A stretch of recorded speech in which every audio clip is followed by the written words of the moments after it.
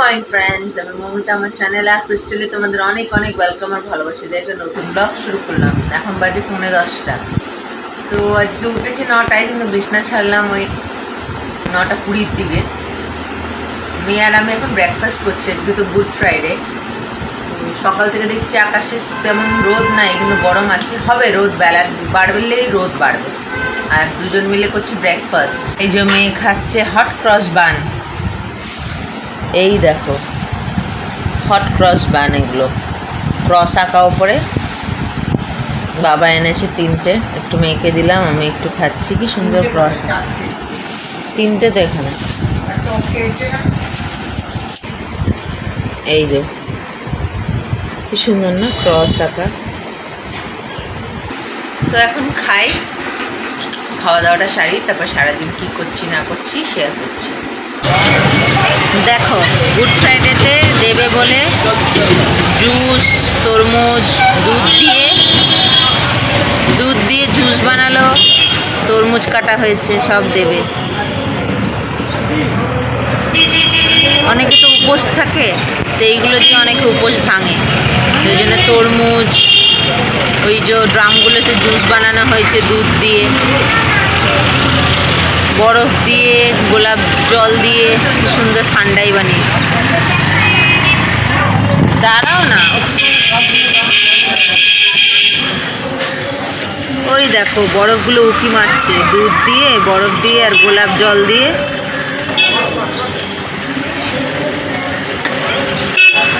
সব দেবে এখানে। কালকে রাতেই প্যান্ডেলটা হয়ে গেছিল, কালকে রাতেই বানিয়ে দিয়েছিল। চেয়ার টিয়ার এসেছে। আর এই যে এটা দেখার জন্য অস্থির হয়ে যাচ্ছে। আয় দেখবে, এই যে বনরুটি, তরমুজ, শরবত সব আছে। লোককে বিতরণ করাও শুরু হয়ে যাচ্ছে। রাস্তা দিয়ে যারা গাড়ি নিয়ে যাচ্ছে তারা দাঁড়িয়ে খাচ্ছে, সবাইকে দেওয়া হচ্ছে।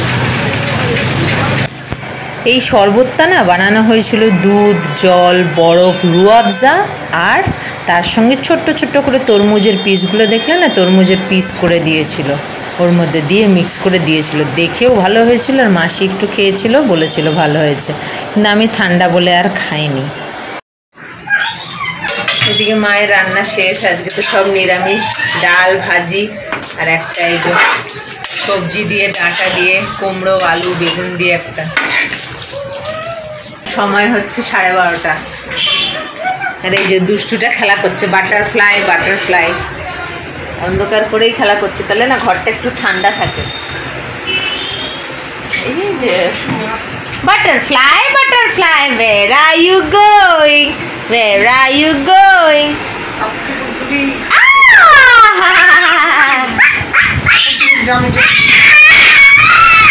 দুষ্টু। বাবাও নিয়ে আসলো তরমুজ, তাই কাটলাম।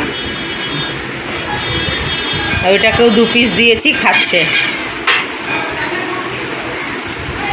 সকালে ঠিক করে ব্রেকফাস্ট করেনি, একটা বনরুটি দিলাম, তাও খেলো না ঠিক করে, খালি কিশমিশ আর মুরব্বাগুলো খেয়ে নিল বেছে বেছে। খাও। 1টা বাজে। চুটকিটা স্নান করিয়ে দিয়েছি, রান্নাবান্না রেডি। আমি স্নান করে এলাম, এবার ওকে খাওয়াবো। এতে শসা, ওতে ভাত, এতে যে ডাল, এতে ফুলকপি আলু ভাজি, আর এতে তো এই নিরামিষটা। এখন মেয়েটাকে খাওয়াই, তারপরে খাই দেয়, তারপরে দেখি মা, বাবা, মাসি ভিজে যাবে। আমার কোনো ঠিক ঠিকানা নেই, ওরও কোনো ঠিক ঠিকানা নেই। ঠিক আছে, খাওয়াই মেয়েটাকে। Good evening. এখন 6:30 বাজে। দুষ্টুটা খেয়ে খেলা করছে, হাডু বললো। আর মা আর মাসি কি জেগেছিল, বাবাও যায়নি, সে বাচ্চারা কাজই করে যাচ্ছে। আর আমি আর রেখে নিয়ে যেতে পারি, যাইনি। আর আমি 2021-এ গুড ফ্রাইডের দিন আমি নার্সিংহোমে ছিলাম, এটা তখন হয়েছিল, ওই জন্য যাওয়া হয়নি। তারপরে 2021-এ গেছিলাম, আমার হাজব্যান্ড ছিল, তো ওকে নিয়ে আমরা দুজন গেছিলাম। না মুখে দেবে না। কিন্তু ফ্যানের নিচে বসেও বাচ্চা আমার খুব কষ্ট পেয়েছিল, তখন 1 বছর বয়স ছিল, খুব কষ্ট পেয়েছিল। ফ্যানের নিচে বসেছিলাম, তাও এত গরম। প্রত্যেক বছর তো গরমেই পড়ে। গেল বছর আমার হাজবেন্ড ছিল না বলে ওকে নিয়ে আমি আর যাইনি, কারণ আমাদের এখানে না 3টে থেকে চার্জ স্টার্ট হয়, দুপুর 3টে থেকে। তখন যেমন গরম এমনি ভিড় হয়, সিট পাওয়া যায় না। তো এই বাচ্চা নিয়ে 2 ঘন্টা দাঁড়িয়ে দাঁড়িয়ে কি চার্জ করা যায়? যায় না। আমি না হয় কষ্ট করবো, ও পারে না, কিন্তু গরমের মধ্যে দাঁড়িয়ে কতক্ষণ দাঁড়ানো যায়? বাচ্চা কতক্ষণ স্থির হয়ে থাকে? ওই জন্য যাইনি গেল বছরে, এবছরও তাই। মাকে জিজ্ঞেস করলো, একটাও সিট নেই, দাঁড়িয়ে দাঁড়িয়ে মাই দাঁড়িয়ে দাঁড়িয়ে চার্জ করেছে। তো আমি আর কি গরমে বাচ্চাটা বেকার কষ্ট করতো, আমি না হয় সহ্য করবো। বাচ্চা এটা প্রত্যেক বছর গরমেই পড়ে। চলো আসো। আজকাল বলতে শিখেছে, মামা হিসু পেয়েছে। শুধু পটিটা বলতে পারতো, হিসুটা বলতে পারতো না। এখন শিখিয়েছি যে বলবে হিসু পেলে করতে নেই। তো গুড গার্ল হয়ে গেছে না মা, আজকাল বলে। হ্যাঁ গুড গার্ল, তো সুন্দর বলে। তো ওই জন্য আর কি গেল বছরে যাওয়া হয়নি, এবছরে যাওয়া হয়নি, কারণ এইভাবে দাঁড়িয়ে দাঁড়িয়ে গরমের মধ্যে বাচ্চা নেই। বড়রা সহ্য করতে পারে, বাচ্চা সহ্য করতে পারে? ঘেমে নেমে আরও শরীর খারাপ হয়ে যাবে। তো আবার যখন ও একটু বড় হবে, বুঝতে শিখবে, বসতে দেবে, দাঁড়াতে দেবে, প্রার্থনা করতে দেবে, তখন দেখা যাবে। তবে ইস্টারের দিন যাওয়ার ইচ্ছা আছে। ঠিক আছে, নড়ছে দুষ্টুটা, পরে ফিরে আসছি। 10টা বাজতে 5 মিনিট বাকি। ওই যে আরেকটা দাদুর কোলে বসে রয়েছে, হাওয়া খাচ্ছে। এখন ওই ফ্যানটা লাগিয়েছে, আবার গরম পড়েছে তো এই জন্য ওই ফ্যানটাকে আবার ওখানে লাগিয়েছে। খেলো না ভাত, দুপুরে যে একটু ভাত খেয়েছিল, সন্ধ্যাবেলা একটা বাউলি খেয়েছে, তাও একটুখানি বাদ দিয়েছে। রাত্রে 2-3 গালের বেশি ভাতই খেলো না। মুখ দেখো, 2 থেকে 3 গাল ভাত খেলো, ব্যাস, আর খেলোই না।